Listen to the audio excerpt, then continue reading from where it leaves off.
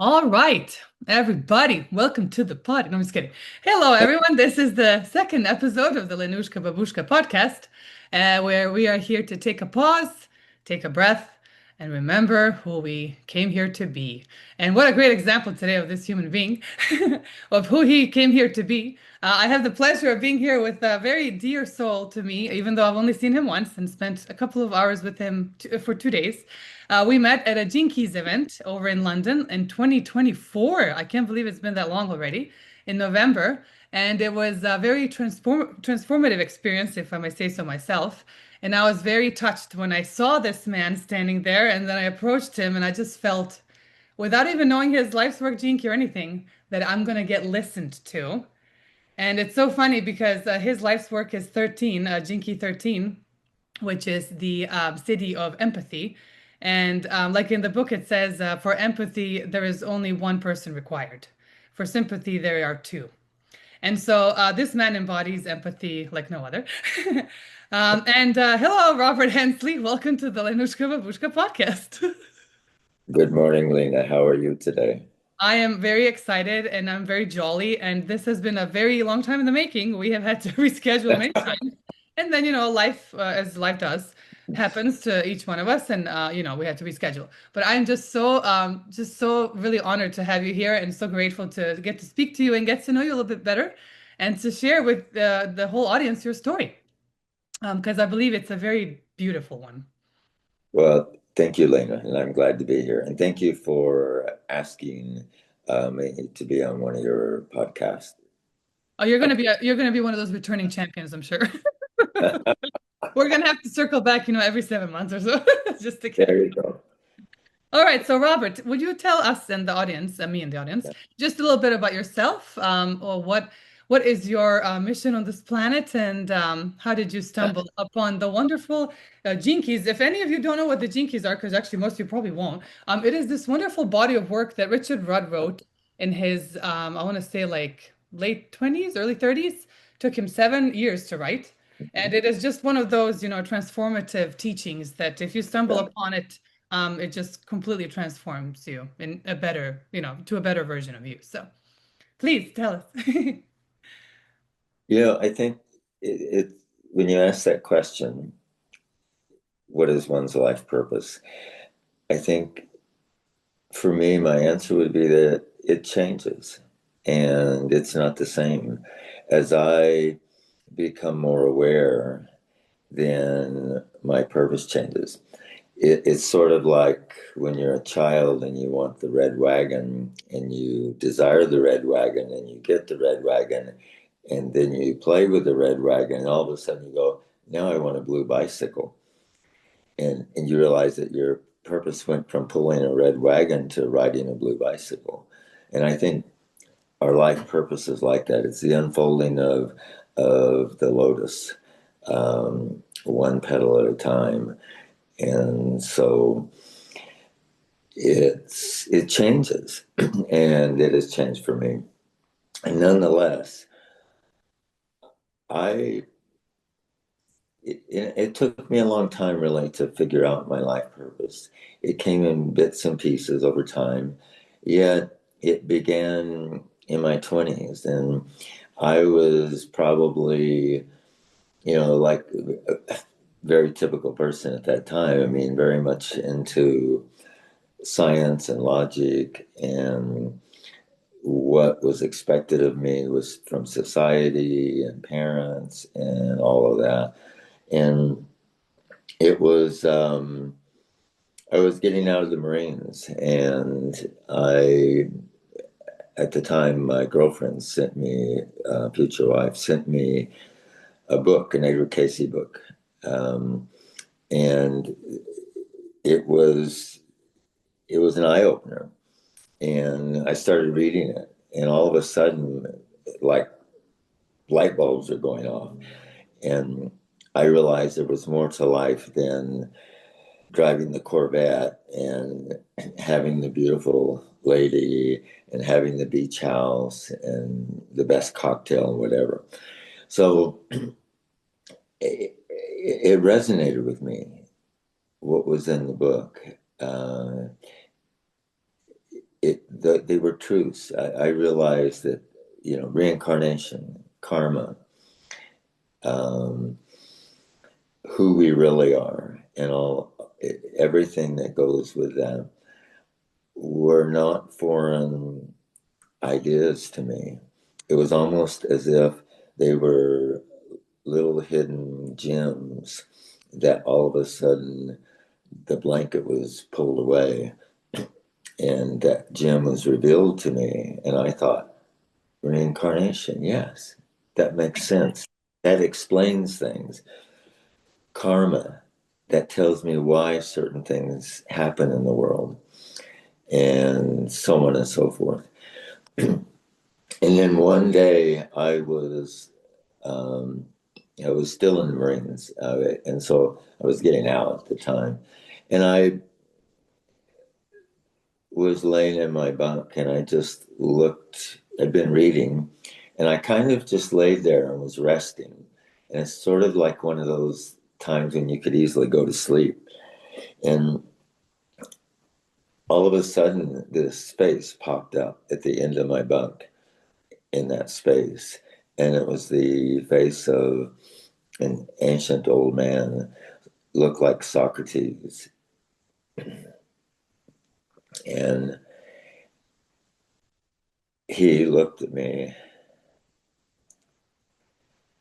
and he telepathically said, "You have begun the journey home." Wow. And it was in that moment that my world changed. Mhm. And so from then on, as we discover, as we live longer in this life, that everything happens for a reason and everything happens for a purpose. And there really isn't any randomness. We Right. have free will, we are co creators. And so basically, at the time, you may not think it, Mhm. but later you realize that I wouldn't be where I am now if that hadn't happened before. Of course. It's all connected. Yeah. So that's, I mean, that's where it started. And I was in my 20s, and I would have these gems of truth that would come to me. And and most of the time I recognized them. Sometimes I didn't. Sometimes I ignored them. Um, and that's just part of the human divinity that we all are. Of course. Yeah. Oh, how wonderful. And tell us about Ram Dass. When I sent you the questions, I was kind of getting to know you a little bit better for the interview. I was just so fascinated that you actually went to some of the events that were held. Yes, I did. I saw him 3 times, which was very fascinating. And I considered it a privilege in many ways. The first time was in Oklahoma City. I'm originally from Oklahoma, from Tulsa. And there was a group of us at the time. I was associated with a group in the 70s that had transmedium. And so I was connected with that network. And so I knew that Ram Dass was going to be in Oklahoma City. So a group of us went over. It was in a high school gym. Oh, wow. There were like no chairs. And you brought in, like blankets and stuff and sit down. And this was early in his career. And he had the white robes, the long hair. He sat on pillows, and there was a sitar. And, I mean, it was an incense. And here you are in a high school gym in Oklahoma City. And it's sort of like, here's Ram Dass. And it was just an enlightening, of course, experience. And of course, the vibes in the whole place were very loving. It was sort of like the vibes at the Gene Key conference in London. When I don't know about you, and I'm sure that was the case for you too, but when I walked into the Friends Center, into the auditorium, which was square but had a pyramid shape in the ceiling, and the people that I encountered it was like going home. And there was like smiling faces and happy people and voices behind me that I swear was a Native American Indian talking. And I turned and saw this blonde with blue eyes, you. Because we all know that I was, in my past life, I was a Native American man, and I was a wisdom keeper. So, Aha, see, you are a wisdom keeper, yeah, indeed. yeah, So that experience was, yeah, just yeah. light. Like for me, it just felt like light. The whole 2 days, I was just so high on, the gratefulness and the compassion that everyone held in their hearts there, and it was just so beautiful. And that was serendipity too, because when I walked in, I I found a great seat. I mean, it was like center front, up kind of like what you call a mezzanine, where you see the stage. And there was some wonderful people around me.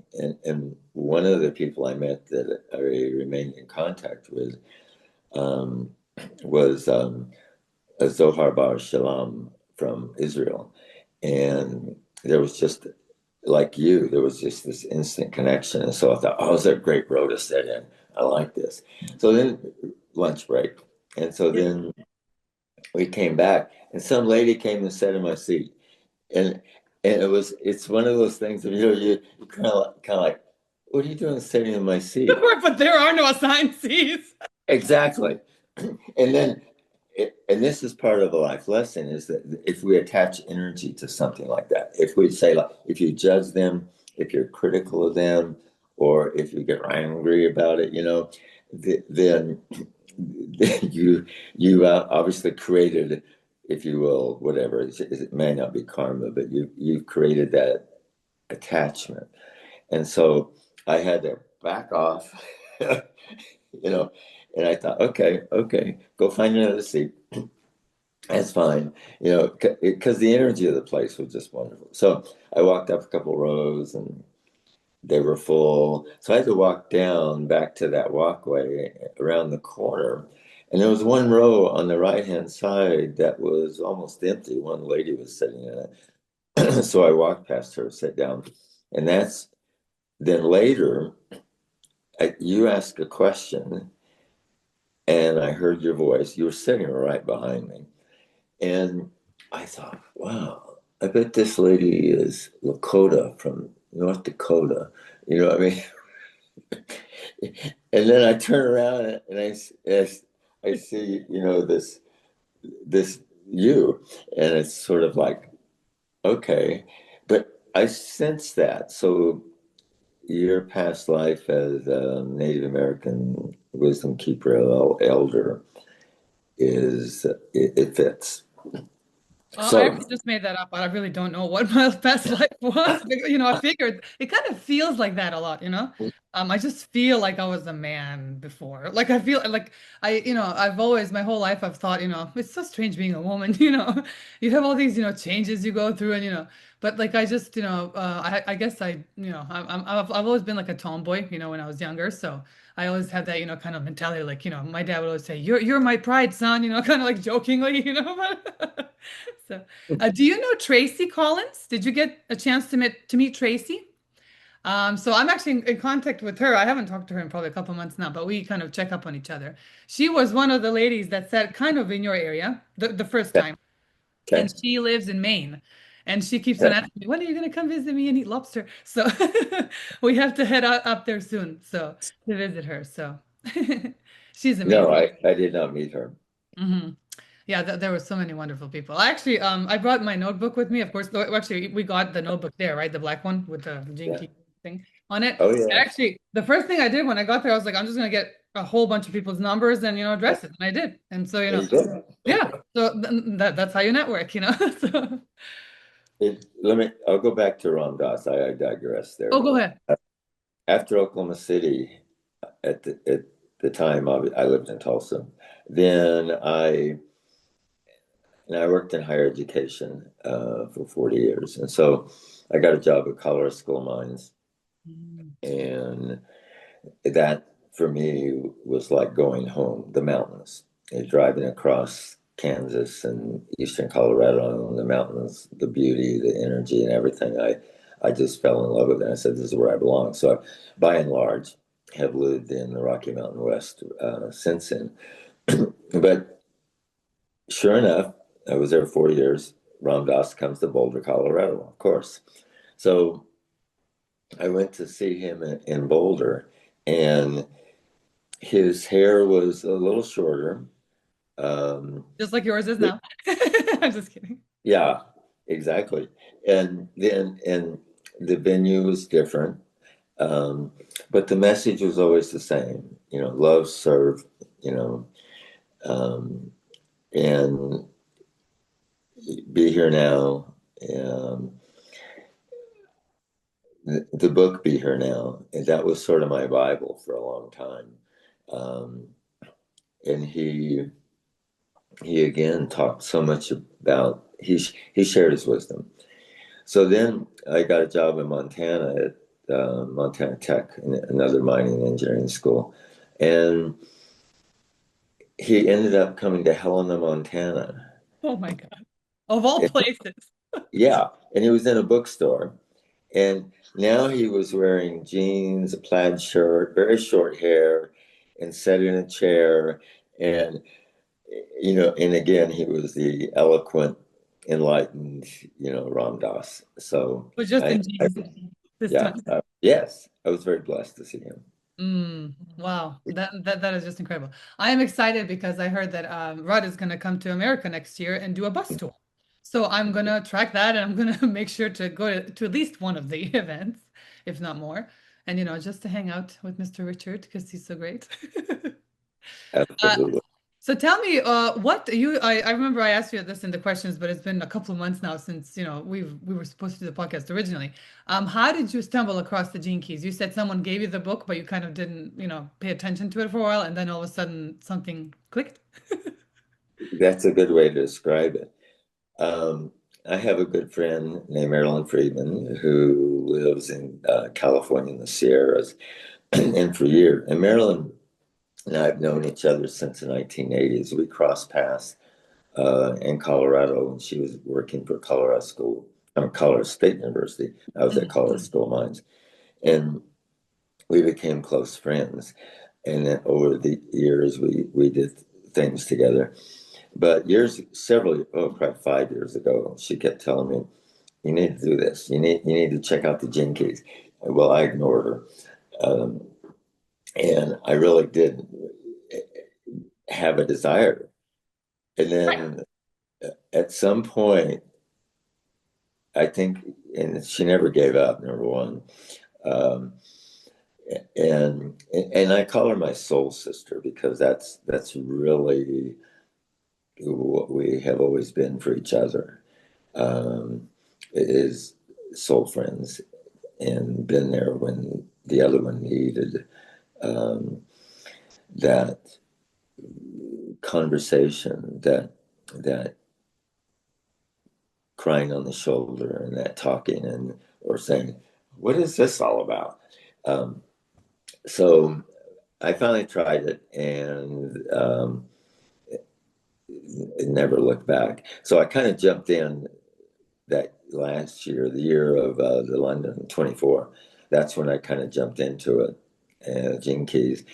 And with my personality, I just went all the way. So the book, London, and also the doing the Sage. Mm, Uh, the retreat. yeah.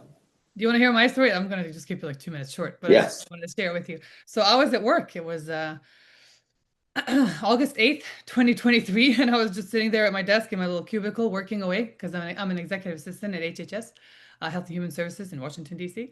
And my mom texts me and goes, "Oh, this seems very cool." And she sends me a link to a podcast that Richard was on, and the podcast is called Wake the Fake Up. And it's yeah, it's this guy who's amazing, who actually hasn't done a podcast episode in years now. But I started listening to it, and I kind of realized that as I was doing my work, I kind of just kept pausing in between what he was saying, and I was doing an Excel spreadsheet, I was doing some reports, and then within 10 to 15 minutes, I just kind of stopped doing everything, and I was just kind of, hyper focused on this conversation, but I wasn't watching it. I had my, little headphones in because, I don't like to watch stuff at work. I like to, do my work in front of me in case someone passes by. So I was listening to it and I just, kind of stopped. And for the rest of the, 45, 50 minutes, I just couldn't move because, what he was saying was resonating so deeply with me. And then, of course, I just jumped on Amazon. I said, Jinki's book, bought that, you know, got it in the mail the next day. And just like you said, also just dived into it. And it was just such a gentle, approach to things. Whereas I noticed before, I was very rigid with myself. And I also had a lot of, which is in the Jinkies, a shadow, opinions about certain things. And that kind of started, transforming my view on, everything, let alone, being a mother, being a wife, being a daughter, being a human being, right? The being of it really also kind of held me. Whereas like before I was do, I was doing a lot, I have a job, I have a family. I'm very, socially, I'm very social. I like to, see friends and all that. And it was just kind of like a big cosmic hug, like, Lena, you're allowed to slow down, you're allowed to take it easy a little bit, stop going 4,000 miles an hour, even though you have the energy, right? And I have had the energy for like, years. I used to DJ. I don't know if I told you that. I used to Yeah. DJ. So yeah, that was, that really was, one of those, do you have the energy or not? I did have the energy to do it. But yeah, it was just such a wonderful, cosmic kiss kind of, it was like, how when, the princess kisses the frog becomes the prince. For me, it was like the cosmic kiss of like, Lena, take a breath, take a pause, and I was then I realized I was very reactive before, and now I take the time, to marinate things and, respond if it's necessary, right? Sometimes I don't do anything, which is also, a good thing. So, yeah, it was just one of those like, oh, huge sighs for me in my life. So, So it was the right medicine for you. yes, and it It, keeps being so. So yeah. whenever I'm really upset, I noticed before, I would maybe, lash out, to, sometimes even my kids, subconsciously. But now it's like I just wait for them to go to sleep. I sit on the couch in my living room. I open up the G keys. I'm like, let me see why I'm being like this. It kind of, you know, it's kind of like my little therapist, free therapy. Well, and you are high energy and you're a live wire. And so the gene keys is a calming, grounding Yeah, experience. Yeah. grounding. Yes. And thanks to the Gene Keys, I have now gifted it to two coworkers at work, the book. And we, keep, talking about, certain concepts, spirituality. And actually, I'm in the making of, I'm already planning it. I'm going to do like a little Gene Keys presentation to my coworkers where I'm going to just kind of suggest that we implement, the whole concept of, don't react, respond. There are certain ways that, we can relate to each other based on like, what our profiles are, or our compatibility. Now that Richard Rudd is coming out with the whole, ooh, that like blows my mind too. Like the compatibility of two people. It's not necessarily, like, you're going to be in love and, do this, but it's more like, the, energetic connection between you two, two individuals. And you can, obviously apply that to a group, which I think is very necessary right now in the US government. Disclaimer.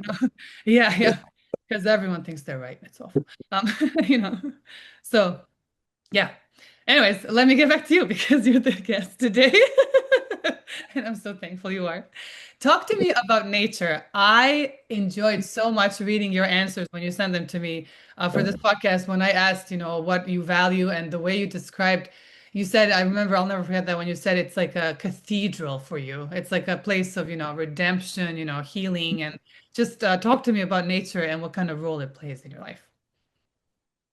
Well, we're part of nature and nature is a part of us. We came from nature.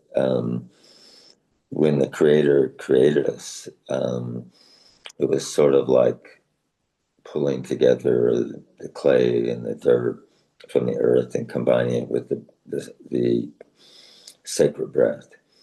And therefore, we're very connected to nature. We're very much a part of it. Um, when I was on a Boy Scout trip, and we were camping, and we'd been on a hike, and three of us we stopped to take a break. We're on the side of a big hill. Eastern Oklahoma has hills, and they're forested and they're very pretty. And one of the other scouts just asked me the question. He said, "Do you believe in God? How do you know God exists?"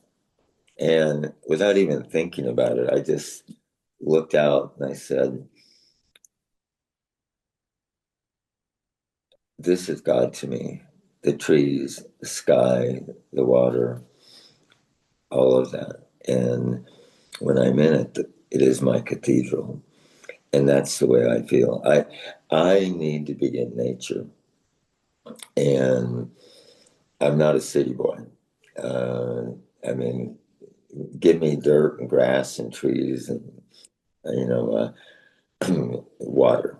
And so nature heals us. And if we watch nature, if we observe it, we can learn from it about almost everything in life: life, death, birth, strength, courage, fear, community, Mm. oneness. All of that's in nature, whether it be in the animals or in the trees and the grass, the wind. So all of that, and that's why nature is very important to me, and I think it's important to everyone. And sometimes people,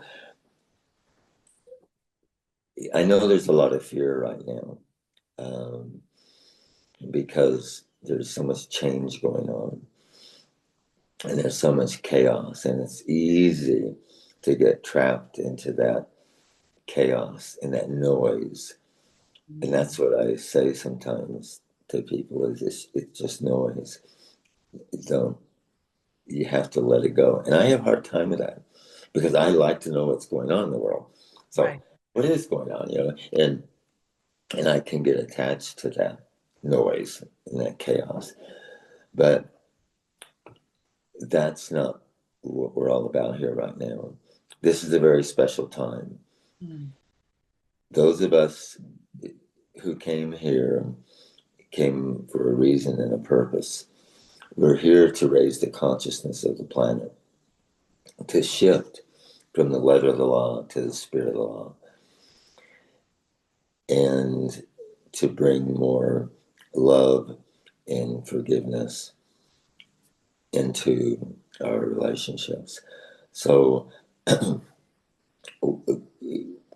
everything's happening for a reason and a purpose. It's hard to see that sometimes. Yeah. And that's where we, as children of the light, we have to really stay focused on that and to raise that bar and to know that there's a reason why this is happening. There's always a spiritual reason.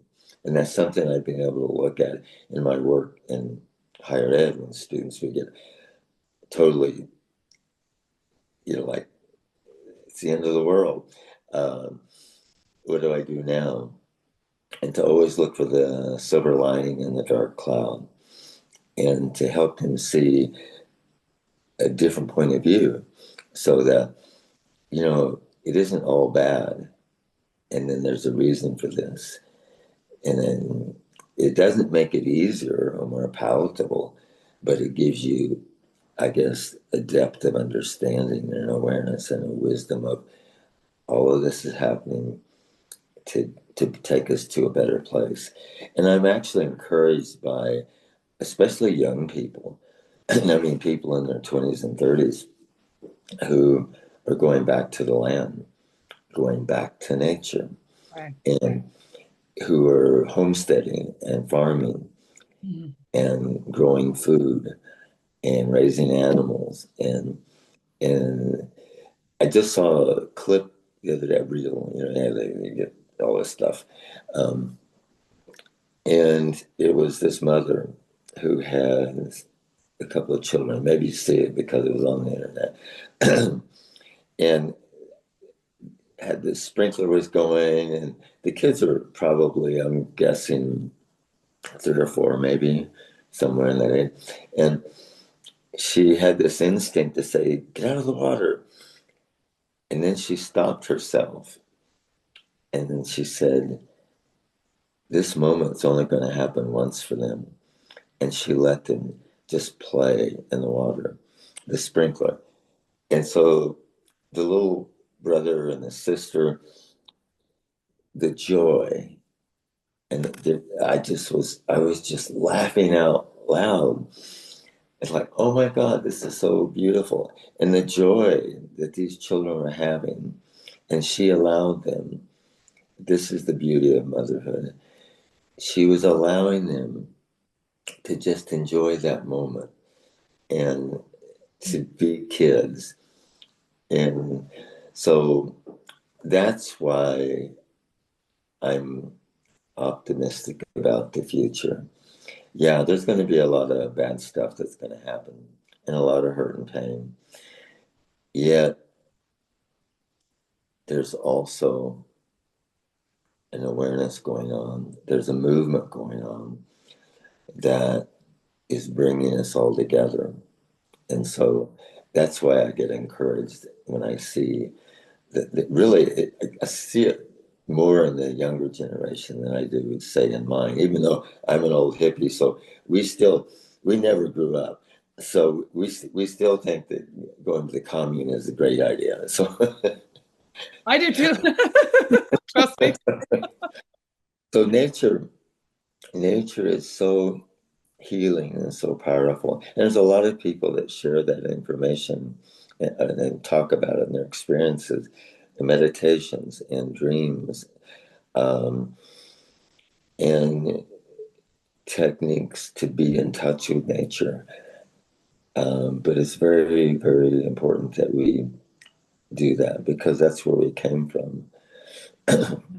It's all part of that human divinity that we are, that paradox, that contradiction, that we're both human and divine at the same time. And that's that blend and balance within us. And sometimes that tug of war that goes on, in that fight um, between the two. But that's what it's all about. That's why we're here. That's Mhm. why we're in this form. And we wrote the script. And so we're just we're here playing the script out. We wrote the script, we're gonna edit it, and then we're gonna, become the, Yeah. final say. And you're right. We do edit it. And what is editing? Free will. Now, that's both, in some ways, you can look at that and say,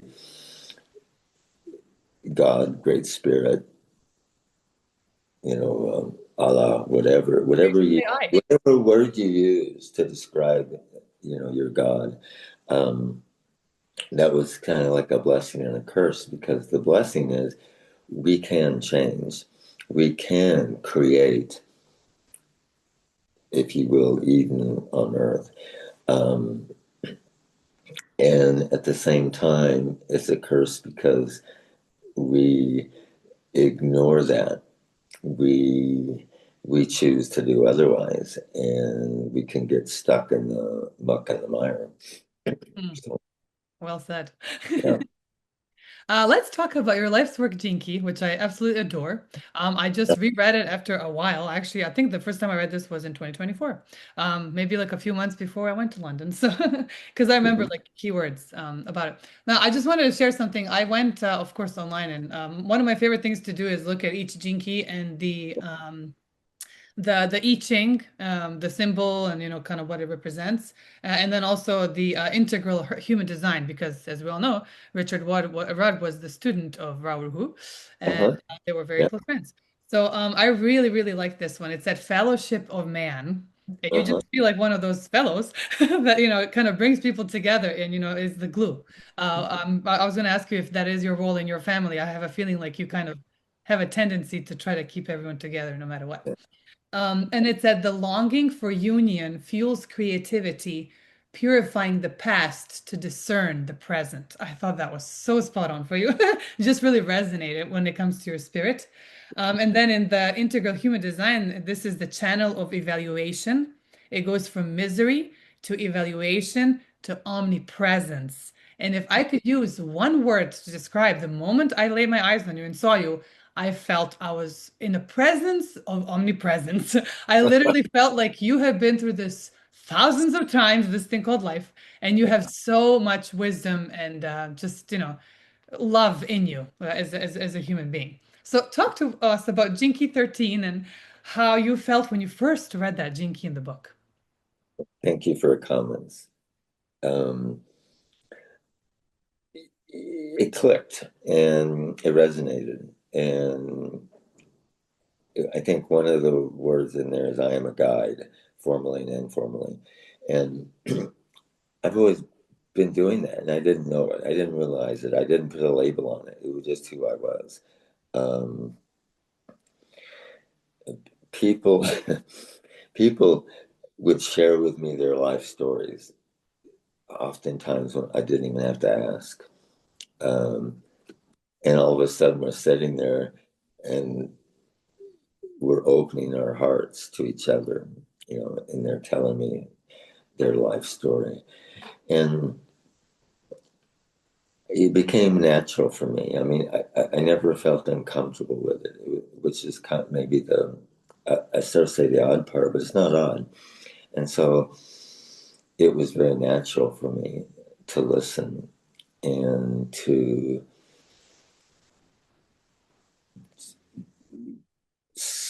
set to sit there in that space with them and to feel what they were going through, their truth, their lesson, or their challenge. Mhm. And sometimes there was something to say to them, and sometimes not. It's a gift of listening, which is a very, very it's a very tenuous gift because it can be misunderstood, misused. It can be ignored. Um, but if you do deep listening and take yourself out of it, Mhm. or the lower self, if you want to use that, and allow that higher self to just be in that presence and that deep listening. So, um, being a guide was it came natural to me, and it always was. And sometimes people would say, "I don't know why I'm telling you this," you know. Um, that happens all the time. Um, but what I would do is listen and try to point out to them, if you will, the lesson or the higher truth in it or the higher purpose, and not to get focused, on the negative, I guess is one way to put it. So in the book, it says that this goes from the pessimistic point of view to the Yeah. optimistic point of view. So how fitting for you? Tell me, I'm just curious. When was one? Do you remember any instance in your life when you were really truly pessimistic about something, and then all of a sudden you looked at it from a different angle and you actually saw the optimism in it?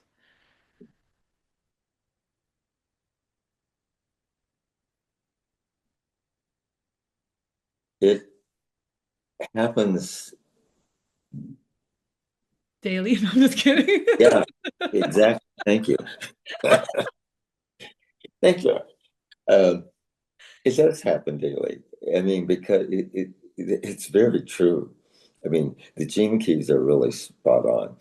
Um, I can be a pessimist sometimes, and I have to work against that and guard against that, uh, because I'm an eternal optimist. I always believe, what I mean? And I've been had a friend recently tell me, said, "Oh God, you're like the innocent bystander. You're always seeing the good in things," and um, that's who I really am. Yeah, there are times when I am pessimistic, and I don't see. I see the dark clouds. I don't see the light and the sunshine, um, and I sometimes wallow in that. And I have to pull myself. It's sort of like I have to restart over, reground myself, pull my boots on, and step back and look at that and to let go of it. And why am I being pessimistic? Um, why am I being judgmental? Why am I being critical?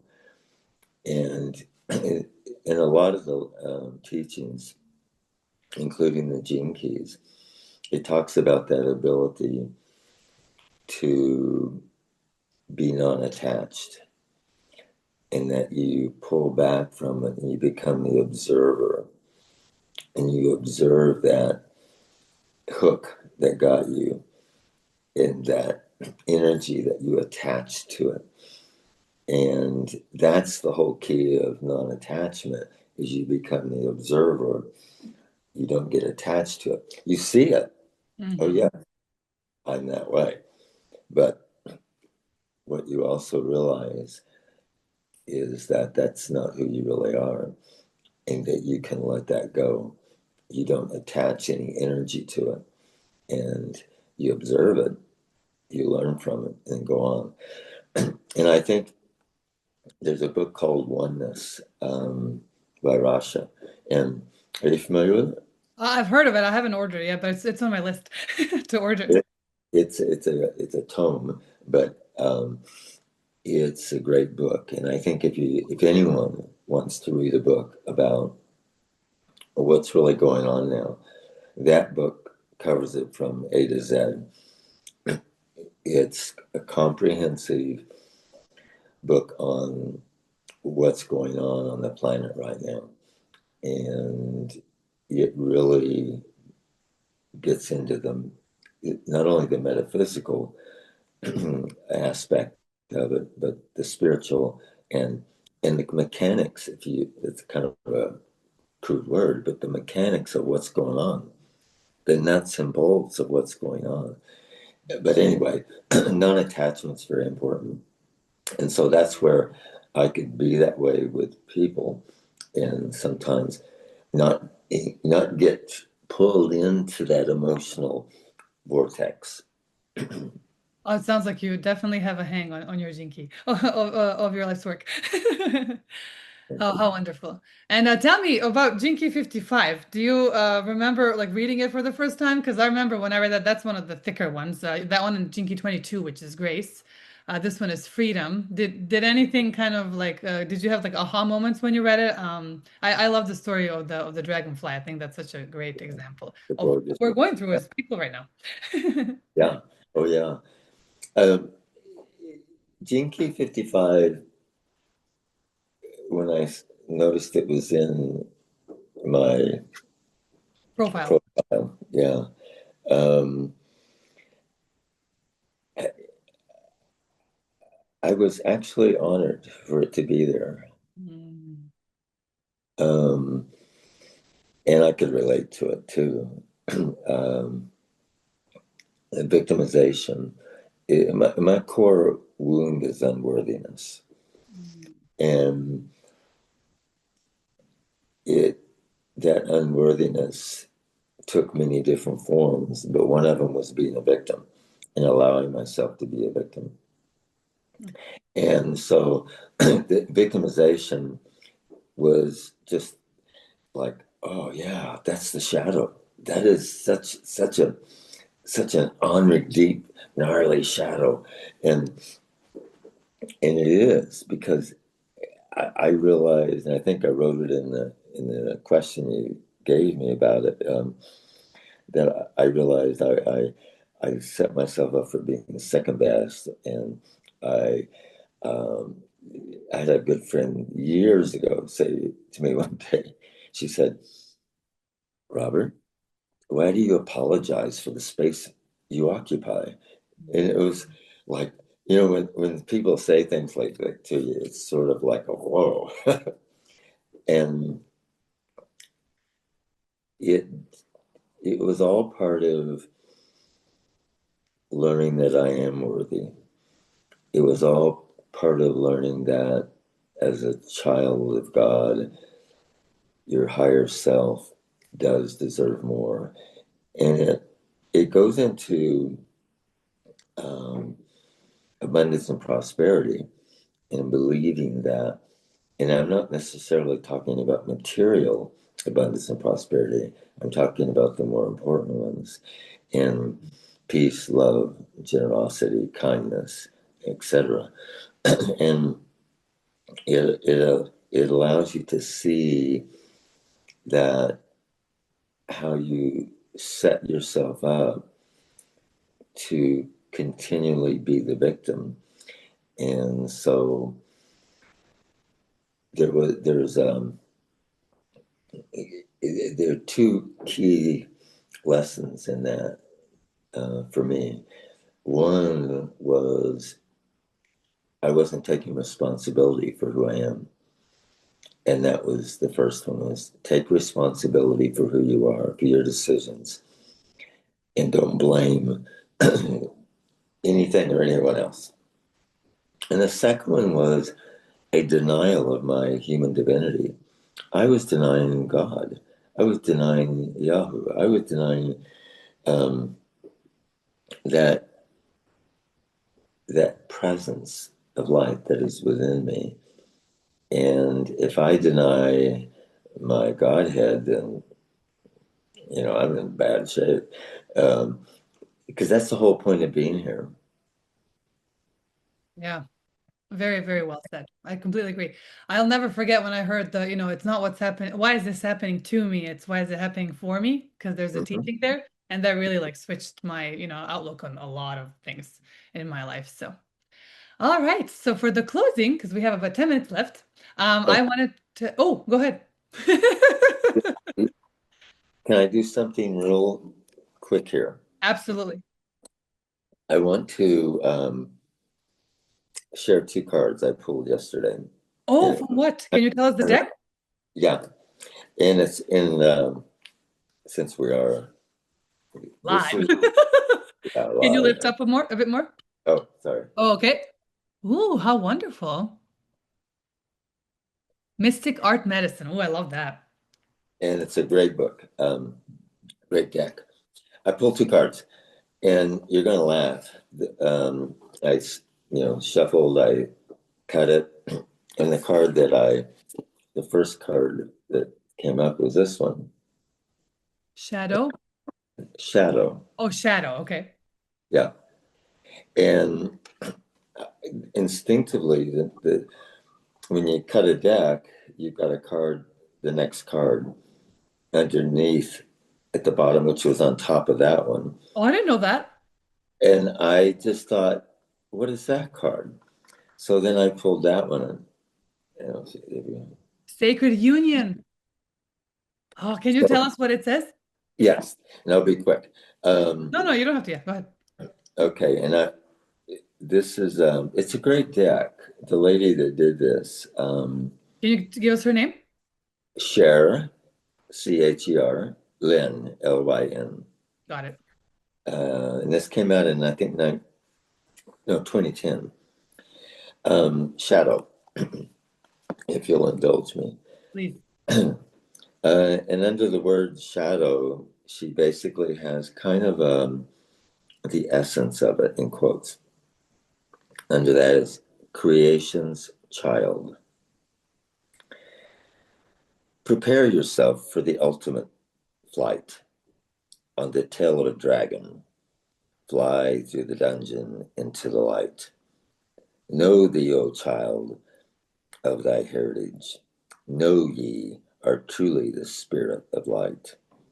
Ye darkness, oh, ye have taught me to resist thee not and send thee in heaven's flight.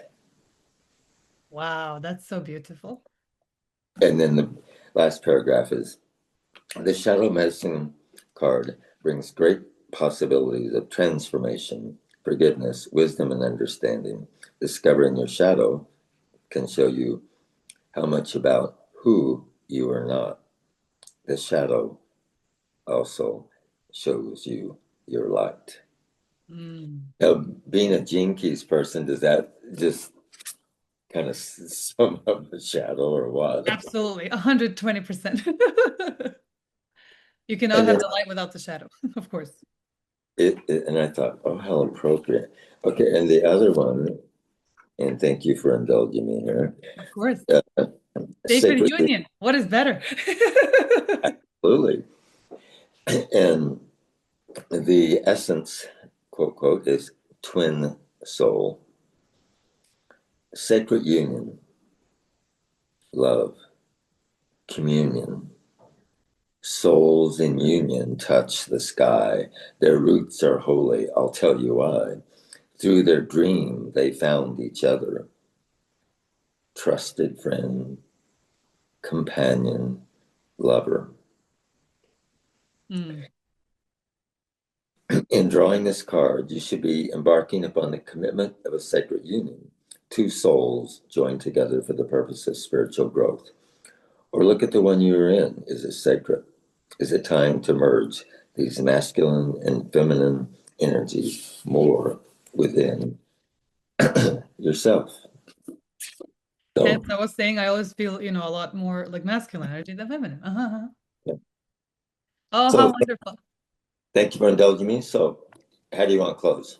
Oh, no, yeah, no problem. I was going to ask you two questions, just kind of off the top of my head. I just, from knowing you all of what, 6 hours, I've known you in person. One would be if you had a message for today's youth, what would it be? Listen to your heart, follow your dream,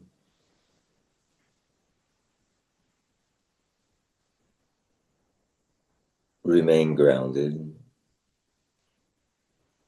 and step away from the phone, the media. That's not what it's all about. Go get wet. Those are illusions. Yeah. Go get wet in the sprinkler. Yeah. Yeah. And the second question would be if you could choose one song to play over and over in your headphones forever, what would it be? Oh God. One of the ones that for many years it was Leonard Cohen's Hallelujah. What a classic. Yeah. Recently it's been um, Anna Decora, and it's a Kabbalistic song that I don't even, most of the words are, well, I have not heard the English version. Most of it's in Hebrew. Mm. Um, but what little I know about it is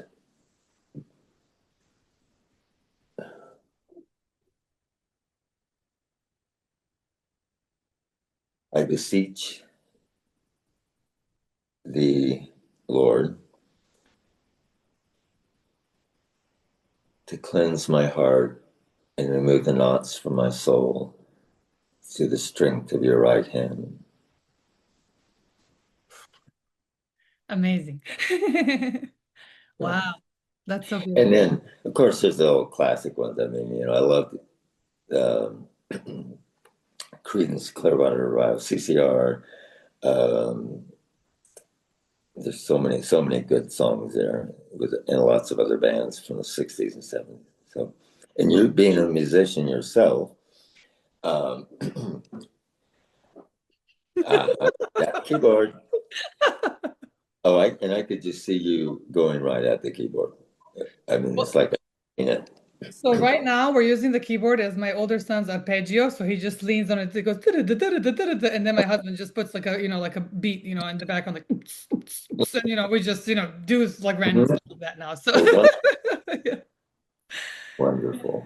Oh, Rob, thank you so much for this. It felt like one of those. I always tell my friends, like, oh, you're my soul balm. So, like, whenever, I feel kind of, troubled, uneasy, or, kind of off kilt, you just really give that kind of like a warm embrace. So, thank you for your time and for being here. And that's it, everybody, for the second episode of the Lenushka Babushka podcast. We shall reconvene soon. I promise I won't have these long breaks anymore. My first podcast was 7 months ago. I told myself I'm going to commit once a week from now on. So that's it. Thank you, Lynn. Thank you so much.